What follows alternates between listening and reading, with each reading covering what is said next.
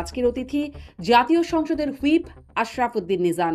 জনাব এবিএম আশরাফ উদ্দিন নিজান, আপনাকে স্বাগত জানাচ্ছি আজকের আয়োজনে। আপনাকে ধন্যবাদ। অনেক ধন্যবাদ, আপনি আমাকে সময় দিচ্ছেন, যুক্ত হয়েছেন, কৃতজ্ঞতা। আমি বেশ কয়েকটি বিষয়ে আপনার সাথে কথা বলতে চাই। এই যে পরীক্ষার্থীদের শিক্ষার্থীদের যে আন্দোলন চলছে সেটি নিয়ে কথা বলতে চাই সংসদের অবস্থা এবং সংসদের বাইরেও যে আ আ বক্তব্য, পাল্টা বক্তব্য যেগুলো চলে সেই প্রসঙ্গগুলোতে এবং আরো কিছু প্রাসঙ্গিক বিষয় কথায়, কথায় চলে আসবে। আমি শুরু করি যে বিরোধী দলের সেই যে আন্দোলনের হুমকি, হুঁশিয়ারি দিচ্ছেন, সরকার পতনের কথাও বলছেন, ওই যে প্যাকেট করার কথা তো আছেই সাথে, এরকম ধরনের কথা বলছেন। মাননীয় আমির সাহেব তিনিও বলছেন যে স্বৈরাচার হয়ে ওঠা বা জালিম হয়ে ওঠার যে বার্তাটা দিচ্ছেন।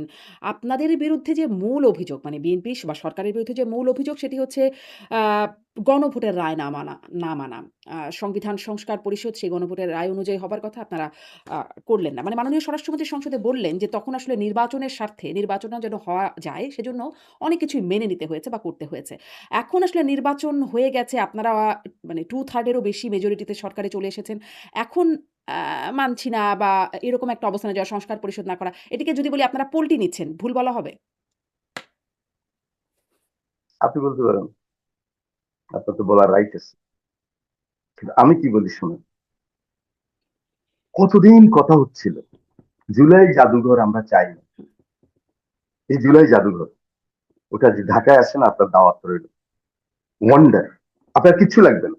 এই যে বিদেশে কিছু কিছু হিউম্যান রাইটস এটাই বলে না, অমুককে আটক রাখছেন কেন, অমুককে ওদের সাথে কথা বলতে দেন, জেলখানা এই করেন। দেখি, আমি কিন্তু সংসদে কাজ করি, আমি তো এগুলি দেখি। হ্যাঁ, শুধু জুলাই জাদুঘর যদি তারা দেখে তখন বুঝবে।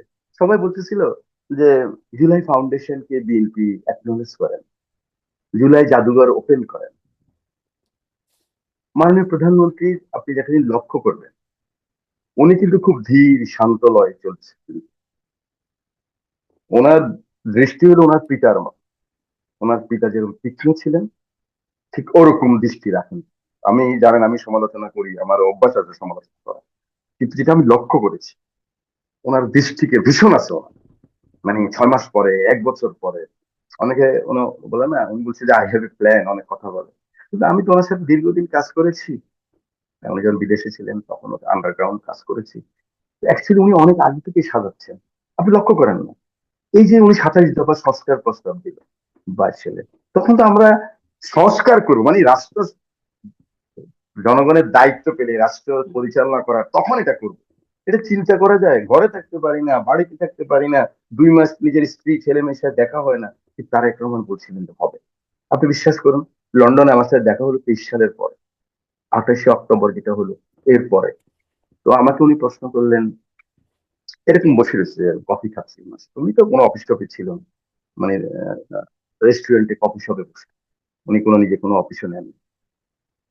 তো আমাকে প্রশ্ন করলেন হঠাৎ করে, আচ্ছা বলেন তো, আমাকে উনি এমপি সাহেব বলতেন তখন, আমি তো এমপি না তখন, হুম, তারপরও বলতেন এমপি সাহেব। এমপি সাহেব, বলেন তো, আওয়ামী লীগের যদি কখনো পতন হয়, এই যে গোপন কথা বলে দিলাম আপনার কাছে, যদি পতন হয়, হুম, তাহলে আওয়ামী লীগের হাল ধরবে কি? বিশ্বাস করেন, আমি হুম, বুঝতেছিলাম না একদম। উনি আমার থেকে 1.5-2 ফিট দূরে। আমি বলি, কি বলে? মানে আমি ওই নাটকের ফ্রিজ শট হয়ে যায় না, হুম, এরকম, ঠিক এরকম হয়ে গেছে। 10 সেকেন্ড। উনি বলতেছে, এমপি সাহেব বুঝেন নাই? আমি বলছি, হ্যাঁ বুঝছি। তখন আমি নাম বলা শুরু করলাম যে আহ, তোপাইল ভাই অসুস্থ, আমু ভাই এই, তারপরে আহ, কাদের ভাই তো একটু বেশি আনপপুলার, নানক ভাই এরকম। আহ, তবে সাবের হোসেন চৌধুরী হলে মনে হয় মোটামুটি চলবে। হুম। কিন্তু আমার মনে খুব প্রশ্ন, কি বলে উনি? আমরা 50 মিনিট থাকতে পারলাম না 10-12 লাখ লোক নিয়ে, উনি আমার কি কথা বলে আওয়ামী লীগের পতন হলে?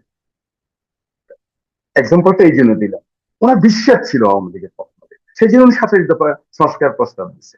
এটাকে আবার সবার সাথে, এই জমাতেও ছিল, বিরোধী দল ছিল, ওনারা অনুরোধে 31 দফা সংস্কার প্রস্তাব হলো। কথাটা এই কারণে বললাম যে উনি খুব ধীর শান্ত লয়ে উনি উনি চলছেন। হয়তো ওনার কিন্তু মেকআপ হয়ে গেছে, যেটা দরকার এই জেনারেশনের সাথে, এই দেশের সাথে, এটা উনি কিন্তু নিজের রপ্ত হয়ে গেছে। আমরা এখন ওনাকে ফলো করতে হবে।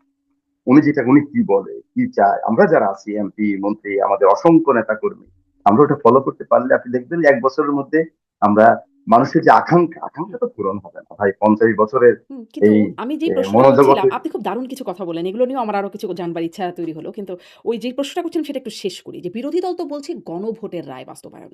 সেই গণভোটের রায় বাস্তবায়নের ক্ষেত্রে কিছু সুনির্দিষ্ট জায়গায় যে সংবিধান সংস্কার পরিষদ গঠন, আপনারা সংবিধান সংশোধনী কমিটি করেছেন, তারা সেটি বয়কট করে গেল। আ এই জায়গাটা মেটাবেন কি করে? আপনি হুইপ হিসেবে আপনি ব্রিজ তৈরির কাজের কথা বলছেন, মেটাবেন কি করে? তারা তো রাস্তায় আন্দোলনের কথা বলছে। না ঠিক আছে, ওনারা যা চাচ্ছে, আমরা দেখেন, আমরা জুলাই ডিক্লারেশনে সবাই সাইন করছি না হুম, এই দক্ষিণ প্লাজাতে, হুম, আমরা সাইন করেছি। জুলাই সনদে নোট অফ ডিসেন্ট ওনারাও দিচ্ছে, ওনারা 12টার মতো দিচ্ছে হুম। নোট অফ ডিসেন্ট, এনসিপি জমা টমা সবাই মিলে আমরা নোট অফ ডিসেন্ট দিচ্ছি, তারপরে জুলাই সনদ সাইন, আমরা সেটাই একদম আমরা ওটা ওটা ফলো করেই চলি। আর যে কথা বলতেছিলাম, এই যে ওই জন্য প্রসঙ্গটা টানছিলাম। এখন দেখেন জুলাই জাদুঘর কিন্তু 5ই আগস্ট মাননীয় প্রধানমন্ত্রী উদ্বোধন করেন। জুলাই ফাউন্ডেশন বললো যে যা করা দরকার সবই করা হবে, কিন্তু এটা নিয়ে তো গত 8 মাস 10 মাস এবং সরকার 4 মাস বিরোধী দল তো বলছে ওরা জুলাই ফাউন্ডেশন চায় না, ওরা জুলাই চায় না। আমি সে কারণে বললাম যে জুলাই সংস্কার পরিষদ যেটা, আমি বিশ্বাস করেন আমি অনেস্টলি বলতেছি, আমি নিজেই জানি না এই যে আমার সংস্কার পরিষদ দুটা ওত নিতে হবে। হুম। সারাদিন রাজনীতি করলাম, এটা জানি না, কিন্তু আমি নিজেই জানি না। যখন ঢাকাতে গ্রাম থেকে আসলাম, আগের দিন আসে পরের দিন ওতে গেলাম, বলো যে এরকম দুটা শপথ করতে হবে, কি বলে যে এরকম করছে, এটা তো একটা অর্ডিন্যান্স, কি করতে হবে এখন, তিন কর্তব্য বিমূল। তো এটা তো ইন্টেরিয়ম গভর্নমেন্ট পরে করেছে, এই যে সংস্কার পরিষদের ওট না, এটা নিয়ে কিন্তু মূল একদম এ পর্যন্ত দ্বন্দ্বটা ঠিক হয়েছে। ছিল। কিন্তু ঝামেলা তো সেখানে যখন মানে বর্তমান প্রধানমন্ত্রী নির্বাচনী জনসমাবেশে তিনি বললেন গণভোটের পক্ষে হ্যাঁ, হ্যাঁ ভোট দিন। তাহলে মানে তারপরে আর বুঝি নাই মানে সে অনেকেই পর্যন্ত বোঝে ঠিক না আছে বিষয়টা। তো, কিন্তু জি, বলবেন। না খুবই কনফিউজ জিনিসটা। গণভোটের যে গণভোট কি জুলাই সনদের উপরে গণভোট হয়েছে, এবং এখানে যে এই যে জুলাই সংস্কার পরিষদ যেটা অতীতে সংবিধান বলতেছে, সংস্কার পরিষদ, হ্যাঁ। ব্রিটিশ পক্ষের কথা বলতেছে না ওনারা, এখন দেখেন ওনারা বিপদে পড়ছে বিরোধী দল। আমি শুধু আমার কথা বললে হবে না। এই যে আপনি যে বললেন যে সংবিধান সংবিধান সংস্কার পরিষদ। সংবিধান না সংস্কার কমিটি যেটা হচ্ছে, হ্যাঁ, হ্যাঁ। সেই কমিটিতে ওনার নাম দিল না হুম, কেন? হুম। আমি যদি ন্যায়ভাবে বলতে চাই, ন্যায় পালের মতো বলতে চাই, ওনারা তো বিপদ, ওনারা দুটো ওত করছে, আমরা একটা ওত করছি। আমি এখন যেটা বুঝি, আপনি যে বলছেন যে ব্রিজ তৈরি করবেন, আমরা যদি ওনাদের ডিজায়ারটা করে ফেলি, ওনারা যদি, আমরা এখনো বলতেছি ওনারা আসা যেন জয়েন করে দেখুক না। আমরা যে জুলাই সনদে যা চেয়েছিলাম বা ওনাদের যেটা ডিজায়ার, ভাই 100% সংস্কার রিফর্ম আপনি এক গভর্নমেন্ট করতে চান কেন? আর বিএনপি যে 31 দফা সংস্কার প্রস্তাব দিচ্ছে তার ম্যানিফেস্ট, এটা করলে আর কিছু থাকবে না বাংলাদেশ। আসলে অনেক অনেক সময় হয় কি, পলিটিক্যাল কতগুলি ব্যাপার থাকে, যে আমি বলেছি আমি এটা থেকে হুম, সরে গেলে কি হয়, আপনি মনে করেন আপনি বলেছেন যে সরে গেলে কোনো রাজনৈতিক ক্ষতি হয় কিনা, কিন্তু আমি একজন সাধারণ কর্মী হিসাবে রাজনীতি সারা জীবনে তো প্রান্তিক রাজনীতি করেছি, আমি বলি ক্ষতি হয় না হুম। পিছনে সরে গেলে, এবং ইগো না রেখে মানুষ যখন বোঝে যে না মানুষের জন্য পিছনে সরে গেছে, সারেন্ডার করছে, মানুষ আরো তার পক্ষে আসে, আমার মনে হয় এগুলো সমাধান হবে। যখনই দেখবেন যে কিন্তু বিএনপি কিন্তু এই সমাধান তো হবেই। সংস্কারগুলি কিন্তু করা, তারা তো প্রতারণার কথা বলছে যে আপনারা হ্যাঁ বলে ক্ষমতায় গেলেন, এখন বলছেন না। ফলে আপনাদের বিরুদ্ধে সরাসরি প্রতারক হিসেবে বলছে। এখন আপনি কদম্বিনী মরিয়া প্রমাণ করেছে, সে মরে, আগে মরে। হুম, তো এটা যখন হয়ে যাবে তখন দেখবেন এই প্রতারণার কারণে এগুলো থাকবে না, এগুলিকে এত হাইলাইট করা যাবে না। আচ্ছা। প্রতারক বলছে, আমার প্রতারণা যে করে সে প্রতারক। তা আমি যদি সরকার, আমি এটা মেনে নিলাম, মেনে নিয়ে ভালো কাজটা করে দেই না, হুম, ওর ডিজায়ার মতো কাজ, বাংলাদেশের মানুষের আকাঙ্ক্ষার যে যে জুলাই, হুম। সেই জুলাইয়ের সংস্কার নাহিদ যদি ইসলাম আমরা করে বলছেন ফেলি, একেবারে হুবহু ভোটের রায় যেটা আছে সেটা মানতে হবে। আপনাদের মানে নোট অফ ডিসেন্ট সহ মানলে হবে না। ওনার দায়িত্ব তো বলা, হুম, ওনার দায়িত্ব এরকম বলা ঠিকই আছে, জি। ওনার দায়িত্ব এরকম বলা। নাহিদ ইসলামের বা আমার আমার কোলেস্টেরল সব ঠিক আছে, হুম, হুম, লিপিড প্রোফাইল ঠিক আছে, সব ঠিক থাকে, ব্যালেন্স থাকে, হুম। নিজের শরীরে তো থাকে না। আমার প্রিয় নাহিদ এরকম, উনি তো ওনার স্ট্যান্ড থেকে কথা হুম, হুম। বলছে, জিনিসটা আপনাকে বুঝতে হবে। একবারে নাহিদ ইসলাম এটা বলেছে বলে, আমাকে প্রতারক বলেছে বলে আমি একদম নাহিদ ইসলামের আর দুইটা কথা বলে দেবো, না, নাহিদ ইসলাম এটা তো, বলেছে বলে আপনি বলবেন তা না। মানে আপনারা বলেছিলেন বলে আপনাদের কথা থেকেই আপনাদেরকে জিজ্ঞাসা করছি। আপনারা কি আমরা যা বলেছিলেন আর বলেছি, এখন কি বলছেন? আমার নেতা তারেক রহমান গণভোটের পক্ষে বলেছে, আমরা আমরা অনেক বেশি জুলাইয়ের পক্ষে, ওটা আপনি কর্মে প্রমাণ পাবেন। আচ্ছা। যখন সংবিধান সংশোধন হবে তখন দেখবেন যে খুব, তখনও কথা হবে, এই হয় নাই, সেই হয় নাই, জি। দাড়ি হয় নাই, সেমি বিরোধী দল পলিটিক্স করতে হবে। তো ও কি নিয়ে পলিটিক্স করবে? আমার ভুল ভ্রান্তি নিয়েই তো পলিটিক্স করবে। মানুষের যদি সবই আমি মানুষের মতো করতে পারি, তাহলে তো আমি 90% ভোট পেয়ে যাবো। এটা তো হয় না, এটা হবেও না, আমার একসাথে করা আচ্ছা, ফলে সম্ভব বিরোধী হবে না। দলকে সুযোগ দিচ্ছেন যে এই বিষয়ে রাজনীতি না, করার জন্য। সুযোগ না, উনি সুযোগ নিবে। যেখানে যেখানে আমার ভুল পাবে, লোফল থাকবে, ওখানে উনি ঢুকবে। একটু ছিদ্র পেলেই ঢুকবে। আমি চেষ্টা করবো ছিদ্র যেন না থাকে, আর উনি বুঝে ছিদ্র বের করবে। এটাই ডেমোক্রেসি, এটাই রাজনীতির সৌন্দর্য। ডেমোক্রেসি এভাবেই আপহোল্ড হয় সারা পৃথিবীতে, যেখানে প্র্যাকটিস হয় এভাবেই চলে। জি। আপনি দেখেন, আপনি যেখানে থাকেন সেখানে ফ্রেন্ডশিপ, ছেলে মেয়ের বন্ধুত্ব, এগুলি কোনো ব্যাপার না কিন্তু। হুম। কিন্তু দেখেন, প্রেসিডেন্ট যদি একটা গার্লফ্রেন্ড থাকে কি অবস্থা হয়, সিনেটরের গার্লফ্রেন্ড যদি থাকে কি অবস্থা হয়। তো এটাই নিয়ম, আরেকজনের ধরে আর কি। এই ধরাধরি চলবে ভাই রাজনীতিতে, এবং ডেমোক্রেসি এটাই সৌন্দর্য। আমরা এটা নেওয়ার মতো ক্ষমতা আমার লিডারও আচ্ছা। তাহলে আছে। হি আপনার সেই এনজয়। সেই তারেক রহমানের সাথে লন্ডনের সেই কথোপকথন, সেখান থেকে একটু খুবই ইন্টারেস্টিং কথোপকথন বলছিলেন আপনি যে, আওয়ামী লীগের হাল কে ধরবে? আওয়ামী লীগ তো এখন নিষিদ্ধ অবস্থায়, তাদের কর্মকাণ্ড নিষিদ্ধ অবস্থায় আছে। আ মানে আপনারা কি আসলে ভাবেন, ভেতরে, ভেতরে কোন রকম ভাবনা আছে যে আওয়ামী লীগের হাল আসলে অন্য কারো ধরা উচিত? এই দল প্রসঙ্গে আপনাদের কি এখন কোন ভাবনা আছে? নাকি সেই তখনই সেই ভাবনা শেষ? এটা হলো 28শে অক্টোবর। হ্যাঁ। তখন কিন্তু এইভাবে 40,000 আমার তরুণ ছেলে মেয়েরা গুলি খায়নি। পঙ্গুদের সারা বাংলাদেশে আত্মনাদ ছিল না। আমার জুলাইয়ের এই সৈনিকরা জীবনের বাজি নিয়ে বুলেটের সামনে লাফাই লাফাই পতঙ্গের মতো আগুনের মধ্যে পড়ে না। তখনকার পরিস্থিতি ছিল অন্যভাবে। তখনকার এইভাবে যে এই হত্যাকাণ্ড ঘটবে, এটা তো তখন উনি এই কথা ভেবে ভাবলেন। উনি হয়তো ওনার মতো করে একটা আন্দোলন হবে, সংগ্রাম হবে, সরকার সেখানে পরাজিত হবে, তখন তখন কে ধরবে? কিন্তু এইভাবে যে আওয়ামী লীগে এমন পরিবেশ হয়ে যাবে যে আওয়ামী লীগকে ব্যান করতে হবে, এটা তো তুমি, আমি জানি না অতটুকু ভাবলে তার এই কথা বলতেন কে হালবে। অবশ্যই এটা বলতেন। এটা তো আজকে তো ভিন্ন মানে পরিস্থিতি। মানে আওয়ামী লীগকে ব্যান করতে হবে এই আলোচনাটা তো ছিল না। মানে ডক্টর মোহাম্মদ ইউনূসের অন্তর্বর্তী না, সরকার না, না, প্রসঙ্গেও যদি বলি, তখন তিনি বলেছিলেন যে এই তারা আসলে এটা এরকম সিদ্ধান্ত নেবেন না। পরে হাসনাত আব্দুল্লাহর ওই ২ দিনের আন্দোলনের মাথায় দেখা গেল সিদ্ধান্ত হলো নির্বাহী আদেশে সেটি আপনারা সংসদে আইন করে সেটিকে মোটামুটি পাকাপোক্ত করলেন তাদের কর্মসূচি নিষিদ্ধ। পাকাপোক্ত না সবচেয়ে। আপনি পাকাপোক্ত করছেন।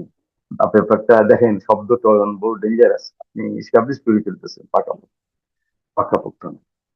আপনি খেয়াল করে দেখেন তো, সাবেক মাননীয় প্রধানমন্ত্রী, আজকের ওনার ল্যাঙ্গুয়েজ কোন রকম অনুশোচনা আছে কিনা? একজন লোক, আমার বহু বন্ধু বান্ধব আওয়ামী লীগের, হুম, বুঝছেন? এই আমি অন এয়ার বলতেছি, বহু বন্ধু বান্ধব, ওনার এমপি ছিলেন, মন্ত্রী। আমি তো একটু লো প্রোফাইলের মানুষ। রাজনীতিতে আমি কঠিন, আমি ন্যাশনালিস্ট, আমি ইস্পাত কঠিন আমার সিদ্ধান্ত। কিন্তু আমি বন্ধুত্বে আমি আবার খুবই সফট। এটা আমি আমার বন্ধুর জন্য আমি যে কোনো কাজ করতে পারি, বন্ধুর ভিতর কিতা বেরিয়ে দিতে পারি। এটা আমার আমার ডিএনএ এর মধ্যে, আমার বাবাও এরকম ছিল। হুম। কিন্তু একজন লোক আমি বিশ্বাস করেন আমি পাইনি। আমি যাদেরকে নার্সিং করছি এরকম বহু বন্ধু বান্ধব আছে আমার আওয়ামী লীগ, বড় বড় নেতা হয়ে গেছে, একজনের কোনো ডিপেন্ডেন্স, একটু দুঃখ নেই, একটু কষ্ট নাই, রিয়ারোপের জন্য নাই। এই যে 5 বছরের মেয়েটা খেলতেছিল, একটা গুলি আসি পড়ে মারা গেল, বাবা বুঝাও নাই মারা গেছে কিনা। একজন সৈনিক, একজন পুলিশ, সে বললো যে মাননীয় স্বরাষ্ট্রমন্ত্রী, কয়টা গুলি লাগে একটা একটা ছেলেকে মারতে? কয়টা গুলি লাগে? একটু ডিপেন্ডেন্স নাই আমাদের।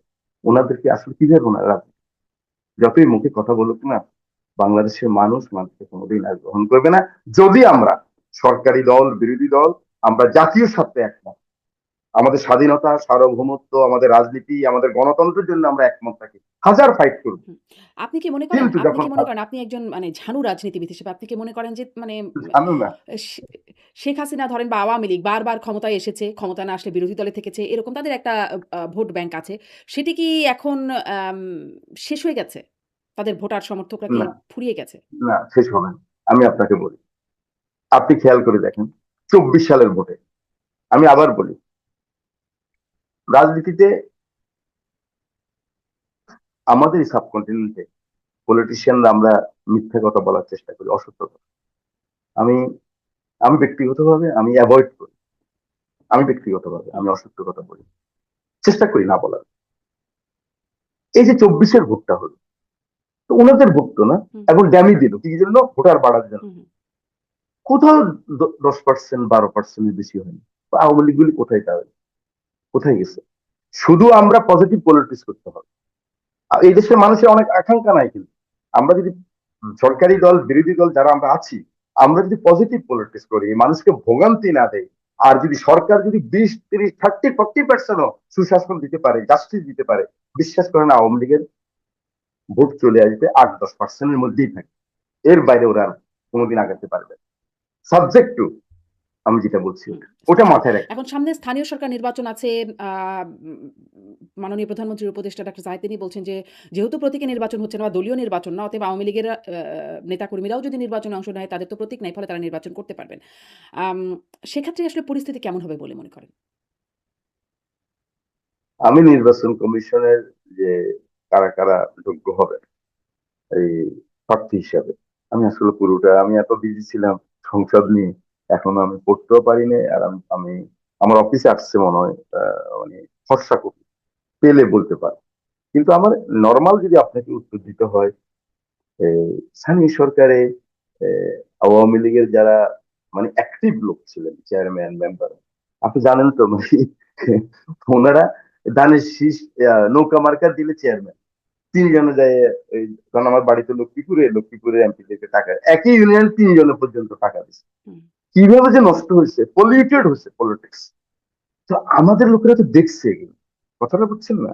যে ছাত্রলীগের একটা ছোট্ট ছেলে, গ্রামের একটা অক্ষত মানুষের ছেলে ফোন করলে ওসি চলে আসে, বুঝছেন না? ওদের মনোজগত হলে আমরা সরকার, আমরা এখন পারবো না কেন? আমি বলি যে না, পারবো না।